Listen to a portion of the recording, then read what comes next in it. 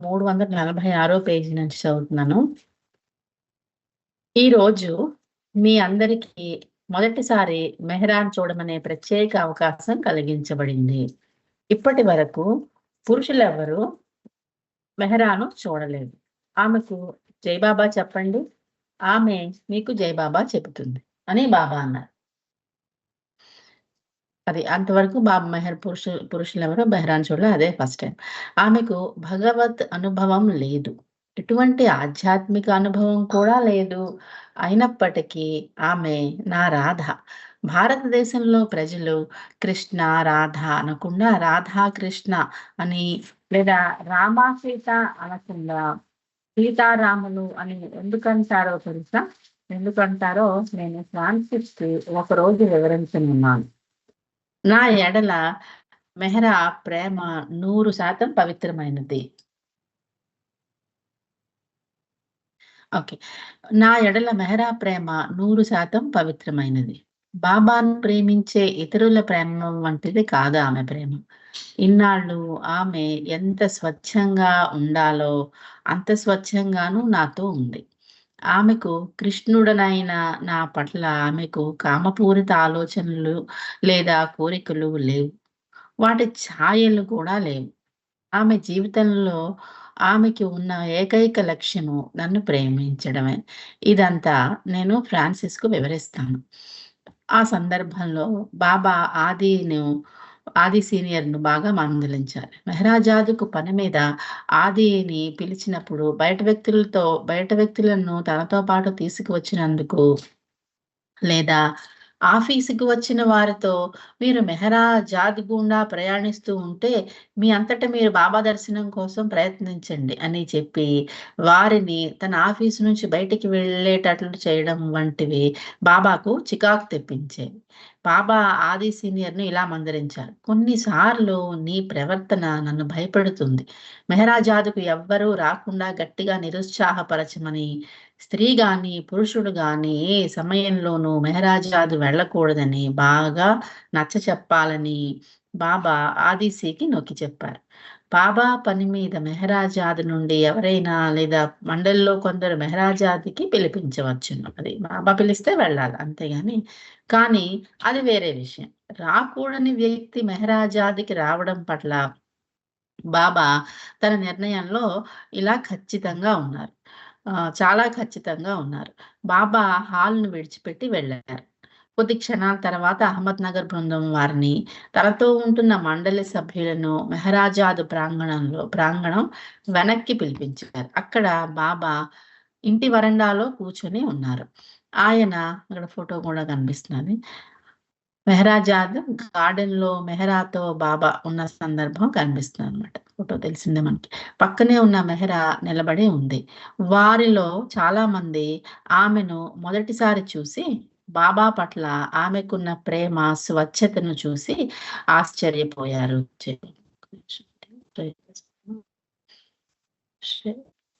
ఆ ఫోటో చూడడానికి చూస్తున్నాను.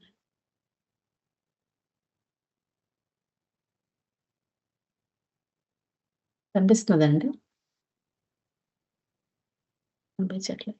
ఓకే. ఓకే. జై బాబా. కనిపిస్తున్నదా? ఓకే. ఇది ఈ ఫోటో. ఈ ఫోటో బాబాదే. మెహరా బాబా ఉన్న ఫోటో. సరే. మెహరా పక్కనే మెహరా నిలబడి ఉంది. వారిలో చాలామంది ఆమెను మొదటిసారి చూసి బాబా పట్ల ఆమెకు ఉన్న ప్రేమ, స్వచ్ఛతని చూసి ఆశ్చర్యపోయారు. వారు ఆమెను జై బాబా, బాబాకు జై మగుగాక అన్నట్టుగా అన్నమాట. జై బాబా అని పలకరించగా ఆమె సిగ్గుపడుతూ జై బాబా అని జవాబిచ్చింది. అహ్మద్‌నగర్ బృందం మండలి వారితోటి కాసేపు ప్రాంగణంలో గడిపి అక్కడి నుండి వెళ్ళిపోయింది మెహరా. సమావేశం తర్వాత బాబా తదుపరి 6 వారాల పాటు తన ఏకాంతవాసంలో పనికి సంబంధించిన షెడ్యూల్ వివరించారు. అదేంటంటే ఫిబ్రవరి 7వ తేదీ నుండి 19వ తేదీ వరకు ప్రతిరోజు ఉదయం గంటన్నర, మధ్యాహ్నం అర్ధగంట, బాబా గదిలో పావుగంట బాబా నామం చేసుకోవాలి. అదే ఫిబ్రవరి 20వ తేదీన 3 గంటలు ఉదయం, అర్ధగంట మధ్యాహ్నం, పావుగంట బాబా గదిలో, ఫిబ్రవరి 21వ తారీఖున మార్చి 21వ తేదీ వరకు ఉదయం 4 గంటలు, మధ్యాహ్నం 1 గంట, బాబా గదిలో పావు గంట. ఫిబ్రవరి 25నైతే ఉదయం 1 గంట మాత్రమే. ఇలాగా ఫిబ్రవరి 6వ తేదీ నుండి బాబా ఎదుట టెలిగ్రాములు, ఉత్తరాలు చదవడం నిలిపివేయబడింది. ప్రకటించిన షెడ్యూల్ ప్రకారం మర్నాడు 7వ తేదీ నుంచి దినచర్య అమల్లోకి వచ్చింది. తన విశ్వకార్యం కొరకు బాబా తన విశ్వాత్మక శరీరాన్ని పూర్తిగా త్యాగం చేసి ఆ పనిలో పూర్తిగా లీనమయ్యారు. పని పూర్తయిన తరువాత బాబా ముఖంలో విపరీతమైన అలసట కనిపించేది. బాబా పని ముగిసినప్పటికీ కొంతసేపటి వరకు ఇంకా ఆ పనిలోనే నిమగ్నమై ఉన్నట్లు కనిపించేవారు. వేగంగా వెళుతున్న రైలుకు బ్రేకులు వేసినప్పటికీ సడన్ గా ఆగిపోకుండా క్రమేణా వేగాన్ని తగ్గించే రైలు మాదిరిగా బాబా విశ్వ కార్యక్రమం ముగిసినా దాని ఛాయలు మాత్రం ఇంకా బాబా ముఖంలో కనబడేవి. 1966 అక్టోబర్ నెలలో అమెరికాలో న్యూయార్క్ నగరంలో 24 ఏళ్ల బెంజమిన్ వి రైట్ తన తోటి డ్రగ్ వ్యసనపరురాలు సిండీ వీటేకర్ ద్వారా బాబా గురించి విన్నాడు. డ్రగ్స్ తీసుకోవడం మానేయాలనే తన సంకల్పం గురించి మరియు తన నిర్ణయంలో మెహర్ బాబా పోషించిన పాత్ర గురించి ఆమె బెన్కి వివరించింది. 1 సంవత్సరం తర్వాత లెబనాన్ పర్వతాల్లో బెన్ రైట్ నివసిస్తూ ఉన్నప్పుడు క్రిస్మస్కి ముందు రోజు బెన్కు బాబా తనతో మాట్లాడినట్లు ఆంతరంగిక అనుభవం ఒకటి కలిగింది. అన్ని పనులు విడిచిపెట్టి ఇప్పుడే వచ్చి నన్ను చూడు అని బాబా తనతో చెప్పినట్లు అనుభూతి చెందాడు. బెన్ స్నేహితుడు మరొక అమెరికన్ యువకుడు స్టాన్లీ ఎం ఫిషర్, అతని మారు పేరు స్కిప్, 18 ఏళ్ళు, బెన్తో కలిసి ఉంటున్నాడు. అతనికి కూడా బాబా తనతో మాట్లాడినట్టు బెన్కి కలిగిన అనుభవమే కలిగింది. 1967 జాన్యువరి 2వ వారంలో భూమార్గం గుండా భారతదేశానికి ఇద్దరూ కలిసి ప్రయాణించాలని, ఓ మై గాడ్, భూమార్గం అంటే నడిచేదన్నమాట, అనుకుని లెబనాన్ నుంచి బయలుదేరారు. ఫిబ్రవరి 11వ తేదీన బొంబాయికి చేరుకున్నారు. బెన్ బాబా వద్దకు తాను ఒంటరిగా వెళ్ళాలి అనుకుంటున్నట్లు కోరికను వ్యక్తం చేయగా వారు ఇండియాకు చేరుకోగానే విడిపోయి ఎవరి దారిన వారు వెళ్ళాలని నిర్ణయించుకున్నారు. ఫ్లైట్లోనే ఉండారు. బెన్ రైట్ 3 వారాల పాటు ఉండడానికి పూణే వెళ్ళారు. ఫిషర్ అహ్మద్ నగర్ వెళ్ళారు. ఇద్దరు వేరే వేరే అయిపోయారు. బాబాను చూడాలనే ఉద్దేశంతో స్టాన్లీ ఫిషర్ ఫిబ్రవరి 15వ తేదీన ఆది సీనియర్ కార్యాలయానికి చేరుకున్నాడు. అతని రాకని తెలియజేస్తూ మెహరాజాద్కు ఒక నోటు పంపబడింది. కానీ కఠినమైన ఏకాంతవాసంలో ఉన్న బాబా ఆ యువకుడిని కలవడానికి అనుమతించలేదు. బదులుగా ఆయన 7 సూచనలను ఈరిచ్ ద్వారా ఫిషర్కు పంపించారు. మెహర్ బాబా కఠిన ఏకాంతవాసంలో ఉన్నారు కాబట్టి ఆయన స్టాన్లీని కలవరు. బాబాను కలవలేకపోయినందుకు స్టాన్లీ అసంతృప్తి పడకూడదని బాబా కోరుకుంటున్నారు. కానీ బాబాను వీలైనంత తరచుగా గుర్తుంచుకోవాలని, మరింత ఎక్కువగా ప్రేమించాలని బాబా కోరుకుంటున్నారు. స్టాన్లీ తన స్వస్థలానికి వెళ్ళిపోయి సాధారణ జీవితాన్ని గడపాలని, తన జీవనోపాధిని సంపాదించుకోవాలని, బాబా గురించి వీలైనంత ఎక్కువగా ఆలోచించాలని, బాబా గురించి రాసిన మరియు బాబా స్వయంగా రాసిన పుస్తకాలని మాత్రమే చదవాలని బాబా కోరుకుంటున్నారు. బాబా గురించి, బాబా సత్యప్రేమ సందేశాల గురించి అతడు తన స్నేహితులకి మరియు ఇతరులకి చెప్పాలి.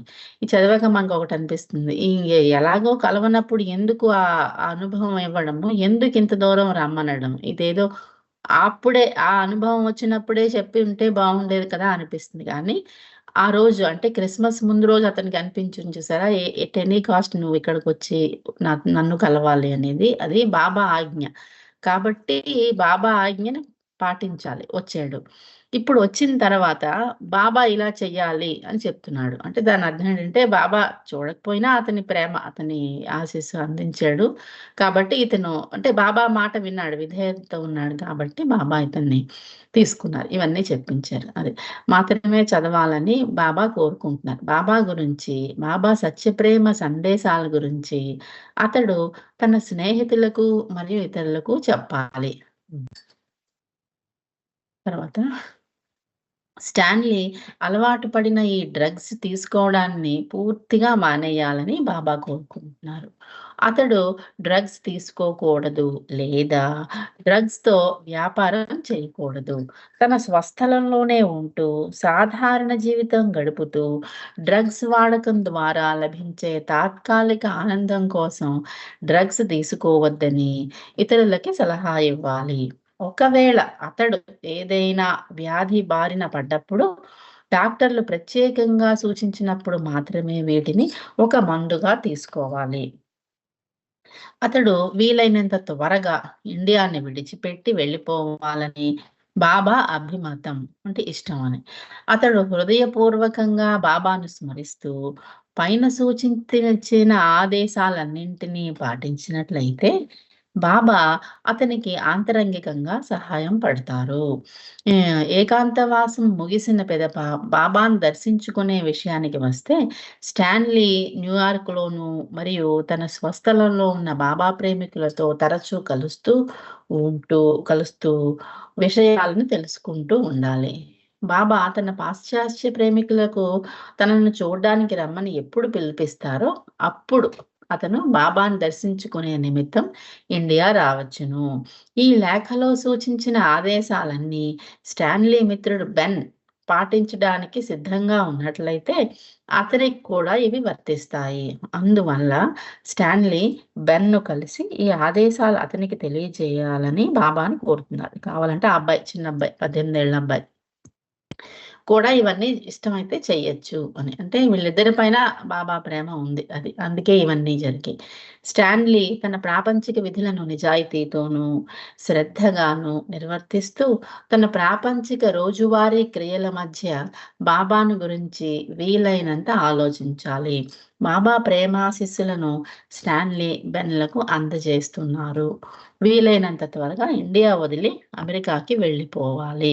బాబా ఆదేశం అందుకున్న స్టాన్లీ మరుసటి రోజు సాయంత్రం రైల్లో అహ్మద్‌నగర్ నుండి బొంబాయి బయలుదేరాడు. అయితే బోస్టన్ వెళ్లే ముందు అమెరికా నుంచి రావలసిన డబ్బు కోసం బొంబాయిలో వారం రోజులు ఉండిపోయాడు. బెన్ రైట్ ఇంకా పూనాలోనే ఉన్నాడు. ఆ తర్వాత అహ్మద్‌నగర్ చేరుకున్నాడు. ఫిబ్రవరి 20వ తేదీన బాబా తన ప్రస్తుత ఏకాంతవాసం మార్చి 25వ తేదీన ముగించే బదులు మే 21 వరకు కొనసాగుతుందని ప్రకటించారు. అది నేననుకున్నది ఇంకా 2 నెలలు పొడిగించారు. అదే రోజు జైపూర్ ఖవాల్ మరియు అతని బృందాన్ని మెహరాజాద్‌కు పిలిపించారు. వారు అక్కడ చక్కటి ప్రదర్శన ఇచ్చారు. ఆ రాత్రి అహ్మద్‌నగర్‌లోని ఖుస్రో క్వార్టర్స్‌లో 3000 మంది ప్రజలు హాజరైన ప్రదర్శనలో వీరు ముందు ఖవ్వాలి పాడారు. అయితే ఇది ఏకాంతవాసం సమయంలోనే జరిగింది. కొంచెం అంటే తెచ్చినట్టున్నారు. అదే రోజు సాయంత్రం 5 గంటలకు మెహరాజాద్‌లో మెహరాజాద్‌లో ఒక అసాధారణ సంఘటన జరిగింది. అదేంటంటే భారీ ఆకారము, పొడవాటి అవయవాలు గల నల్లటి ముఖము గల కోతి మెహరాజాద్‌లో కనబడింది. అది ఎక్కడి నుండి వచ్చిందో ఎవ్వరికీ తెలీదు. బాబా హాల్ నుండి బయలుదేరి ఆయన గదిలో ప్రవేశిస్తుండగా మెయిన్ హౌస్‌కు దగ్గరగా ఉన్న గుల్ మోహర్ చెట్టు కొమ్మలపై కూర్చున్న కోతి కనబడింది. అది జట్టు నుండి తరిమివేయబడిందని భావించిన స్త్రీమండలిలో ప్రతి ఒక్కరు ఉత్సాహంగా దాన్ని తరిమికొట్టడానికి వ్యూహాలు సూచించారు. అది చేసే హంగామాతో బాబా ఏకాంతవాస కార్యానికి భంగం వాటిల్లకుండా దానిని తరిమివేయాలని ఒకరంటే మరొకరు దాన్ని ఒంటరిగా అంటే దాన్ని మనం తెలివితేటలుగా పంపించాలని ఒకళ్ళంటే, మరొకరు దానిని ఒంటరిగా వదిలేస్తే దానంతట అదే వెళ్ళిపోతుంది అని కొందరన్నారు. ఇంకొకరు అది ఆకలిగా ఉంది, అరటిపళ్ళు ఇవ్వాలని సూచించారు. దానికి దగ్గరగా ఎవరైనా వెళ్తే అది దాడి చేస్తుందని కొందరు భయపడి, దాన్ని భయపెట్టకుండా వీలైనంత దూరంగానే ఉంటూ ఏదైనా ఇవ్వాలని అన్నారు. కోతిని భయపెట్టకుండా మొదట అంటిపళ్ళని ఇచ్చి, ఈ అంటిపళ్ళను ఇంటి పైకప్పుపై జాగ్రత్తగా ఉంచారు గానీ, ఆ కోతి కోపంతో, ఆవేశంగా చెట్టు కొమ్మలను కదిపేసింది. అంటే ఆ ఏకాంత వాసాన్ని భంగం చేయడానికి చాలా ప్రయత్నం చేస్తున్నారు. మండలి చూపే స్నేహభావాన్ని ఆరోపణను తిరస్కరించింది. ఇది చూసిన మహిళలు దాన్ని ఒంటరిగా వదిలేయాలని నిర్ణయించుకున్నారు. దాన్ని పట్టించుకోకుండా లోపలికెళ్ళిపోయారు. ఒక గంట వరకు కోతి ప్రశాంతంగానే ఉంది. పరిస్థితి సద్దుమణిగింది. గానీ అకస్మాత్తుగా ఉగ్ర రూపం దాల్చింది. ప్రధాన ఇంటిపైకి దూకి అది ఒక పైకప్పు నుంచి మరొక పైకప్పుకి వేగంగా, బలంగా దూకగా పైకప్పు పెంకులు పగిలిపోయి కింద పడ్డాయి. అది ఆ తర్వాత అది ఇంటి పైనుండి క్రిందకి ఉద్రేకంగా దూకి బాబా గది బయట కర్కశంగా అరిచింది. ఆ సమయంలో బాబా గదిలో విశ్రాంతి తీసుకుంటున్నారు. భావు మరియు గోహర్ బాబాతో ఉన్నారు. ఇంటి పైకప్పు తమపై పడబోతుందని భావించి గోహెరు బాబాని అంటిపెట్టుకొని బాబా బాబా అంటున్నది. ఆ తరువాత పురుషులు కోతిని తరిమే ప్రయత్నం చేశారు. వారు తమకు అందుబాటులో ఉన్న వెదురు కర్రలు, చీపుళ్ళు, దొడ్డు కర్రలు, గొడుగులు చేబూని అరుస్తూ చేతిలో ఉన్న దాన్ని ఊపుతూ దాన్ని వెంబడించారు. అయితే అది ఒక చెట్టుపై నుంచి మరొక చెట్టుపైకి దూకి ఒక పైకప్పు నుండి మరొక పైకప్పుకు దూకుతూ తప్పించుకుంది. కోతే కోతి. సూర్యాస్తమయ సమయం దగ్గర పడుతుండగా కోతి తన పిచ్చి చేష్టలను ఆపేసి పిప్పలగాం గ్రామం వైపు వెళ్ళిపోయింది. తరువాత తెలిసిన విషయం ఏంటంటే, అది ఒక నెల పాటు హంగామా చేయకుండా కుదురుగా ఉండి, ఆ తర్వాత అకస్మాత్తుగా ఎలా కనిపించిందో అలాగే మాయమైంది. ఈ ఉదంతం గురించి బాబా ఇలా వ్యాఖ్యానించారేంటంటే, అంటే రాముడు విశ్వామిత్రుడు యాగం చేస్తున్నప్పుడు ఎంతమంది రాక్షసులు కనిపిస్తూ ఉండేవారు. వాళ్ళందరినీ రాముడు చంపాడు గదా! ఆ టైప్‌లో ఒక మంచి కార్యం చేస్తున్నప్పుడు మాయ రూపంలో కొన్నొచ్చి ఇలాగా అవి అది తప్పించడానికి, ఆ పని జరగకుండా ఉండడానికి చాలా చేస్తూ ఉంటారు గదా! అది. అలా ఆ విధంగా మనం అనుకోవచ్చు. నేను ఏకాంతవాసాన్ని పొడిగించాలి అనే నా నిర్ణయం ఈ రోజునే నా గది పైకప్పు పైన కోతి చేసిన వినాశనం. ఈ రెండిటికి మధ్య లోతైన సంబంధం ఉంది. ఇది నా పనికి చాలా ముఖ్యము. మే 21వ తేదీ తర్వాత జరగబోయే దానితో ఈ ఉదంతము సంబంధం కలిగి ఉంది అది. 2 నెలలు పొడిగించారు. దానికి సంబంధం ఉంది. తర్వాత తెలిసిన మరొక విషయం ఏంటంటే, ఏప్రిల్‌లో బాబా పూనా రావడానికి 2 రోజుల ముందు ఈ విధంగానే కనిపించే పెద్ద నల్ల ముఖం గల కోతి 765 ఆహ్, ముఖ మొహాల్లోని బాబా కుటుంబం వద్దకు వచ్చిందని ఆ అడ్రెస్‌లో. ఆ కోతి చాలా సేపు ఇంటి వెనక భాగంలో ఉన్న బాబా గది పైకప్పు పైన కూర్చుని ఉందని, అది సమీపంలో చెట్ల నుండి పండ్లను తింటూ చాలాసేపు అక్కడే కూర్చుని మరలా కనిపించకుండా వెళ్ళిపోయిందని తెలిసింది. 1968 మార్చి నెల నుండి ప్రారంభం కానున్న ఇరానీ నూతన సంవత్సర గొప్ప ప్రపంచ ఇబ్బందులను ఇరానీ నూతన సంవత్సర గొప్ప ప్రపంచ ఇబ్బందులను, గందరగోళాన్ని సూచించే కోతికి సంబంధించిన సంవత్సరంగా సూచించబడింది. అది బావుండదు అని. ఇప్పుడు గూడా అలాంటిది బావుండుంటే ఇప్పుడు అలాంటిదొచ్చేది. ఇరాన్ పెద్ద సమస్యల్లో ఉంది గదా! జ ఆ సమయంలో శామ్ కారావాలా సెలవు ముగియగా అతడు విమానంలో ఈజిప్ట్ వెళ్ళాడు. అక్కడ ఎంవి పార్వతి జయంతి అనే ఓడలో డ్యూటీలో చేరాడు. అక్కడి నుండి ఆ ఓడ బొంబాయికి బయలుదేరింది. గత సంవత్సరం శామ్ కారావాలా బాబాను కలుసుకున్నప్పుడు 1968 ఫిబ్రవరి 21వ తేదీ నాటికి ఆయన ఓకే. 1968 ఫిబ్రవరి 21వ తేదీ నాటికి అతని ఆచూకీకి బాబా తెలియజేయమని, మరియు ఫిబ్రవరి 21వ ఫిబ్రవరి 21వ తేదీకి కనీసం 3 లేదా 4 రోజుల ముందు ఆ సమాచారం తనకు చేరాలని బాబా మరీ చెప్పారు. అంటే అతను ఎక్కడున్నాడో చెప్పాలి. 3, 4 రోజుల ముందే చెప్పాలి అని చెప్పారు.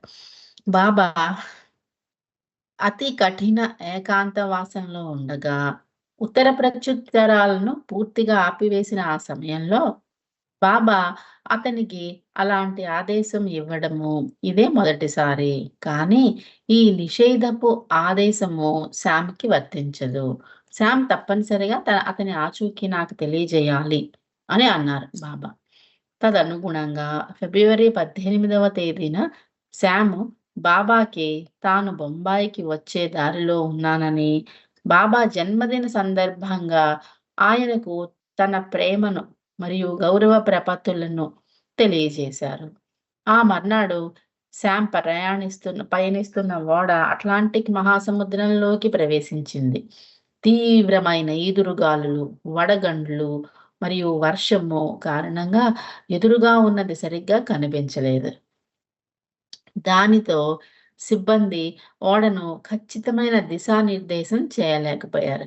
సిబ్బంది అంచనాలకు విరుద్ధంగా ఓడ తుఫాను గాలుల తాకిడికి దగ్గరగా ఉన్న తీరానికి కొట్టుకుపోయింది. అంటే ఇతను చెప్పారు కదా! నేను బొంబాయి వస్తున్నాను నీతో ఉండడానికి అని. కానీ రాలేకపోతున్నాడు. ఫిబ్రవరి 21వ తేదీ ఉదయం 8:30 గంటలకు ఓడ రాతిమయమైన భూతలాన్ని తాకింది. అదే మన టైటానిక్ షిప్‌లో చూసారా? పెద్ద ఐస్‌బర్గ్ లాంటిది గుద్దేస్తుంది కదా! అలాగా. రాతి నేలపై ఇరుక్కున్న ఓడ రాత్రి 8:30 గంటల వరకు అల్లకల్లోలంగా ఉన్న సముద్రం కారణంగా తీవ్ర ఆటుపోటులకి గురి కావాల్సొచ్చింది గానీ, రాత్రి సమయంలో భారీ కెరటం వచ్చినప్పుడు ఓడ రాళ్ళ నుంచి తప్పించుకొని నెమ్మదిగా మొరాకోలో కాసాబ్లాంకా నౌకాశ్రమానికి చేరుకుంది. అక్కడ ఓడ కంపెనీ సిబ్బంది, బీమా ఏజెంట్లు ఓడెక్కారు. ఓడ నుంచి సరుకును దింపుతున్నట్టు ఓడ వెనక భాగంలో ఉన్న 3, 4 లోహపు ప్లేట్లని ఉన్న బోల్టులు, రివెట్‌లు విరిగిపోయినట్లు మరియు అవి వదులు అయిపోయినట్లు గమనించబడింది. ఓడ కేవలం స్టీమ్‌పై సుమారు 70 మైళ్ళు ప్రయాణించడం, అంత ప్రమాదకర పరిస్థితుల్లో అందరూ సురక్షంగా ఒడ్డుకు చేరడం చూసి ఓడలో సహచరులు ఆశ్చర్యపోయారు. తమను రక్షించింది బాబా అని శామ్‌కు తెలుసు. కాసాబ్లాంకా నుండి ఒక లేఖలో బాబాకు అన్ని వివరాలు పంపించాడు. సమాధానంగా బాబా ఇలా కేబుల్ పంపించారు. నా పుట్టినరోజు సందర్భంగా నీవు పంపిన కేబులు మరియు ఉత్తరం అందాయి. ఆందోళన చెందకు. పార్వతీ జయంతి ఓడలో ఉన్న వారందరికీ నా ప్రేమాశీస్సులు. ఏకాంతవాసం నుండి మెహర్ బాబా అని రాశారు. జై బాబా అండి. జై బాబా. టైం అయింది. 7353వ పేజీలో ఉన్నాము. ఆ మొదటి నుంచి చదివేయండి. జై బాబా. ఓకే అక్క. జై బాబా. మెసేజ్